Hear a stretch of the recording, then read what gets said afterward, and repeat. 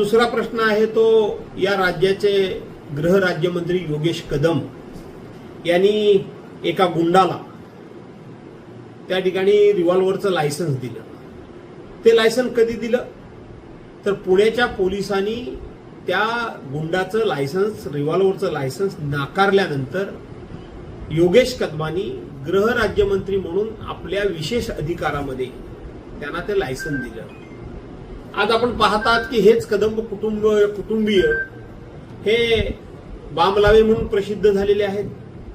हे छमछम बारवाले म्हणजे स्वतःच्या आईच्या नावानं जो बार आहे त्या बारमध्ये बाला नाचवून पैसे कमवणारे हे बाप बेटे, त्यांना कुठल्याही प्रकारची नीतिमत्ता नाही, त्यांच्याकडे कुठल्याही प्रकारचे संस्कार नाहीत, संस्कृती नाहीत, त्यांना लाज नाही, लज्जा नाही आणि त्यातूनच अशा प्रकारच्या गुंडांना रिव्हॉल्व्हर देण्याचं, रिव्हॉल्व्हरचं लायसन्स देण्याचं काम हे त्यांच्याकडून होणं हे काय त्यांच्या एकंदरीत प्रवृत्तीला आणि त्यांचं एकंदरीत संपूर्ण जो काही इतिहास आहे त्याला ते साजेसच आहे.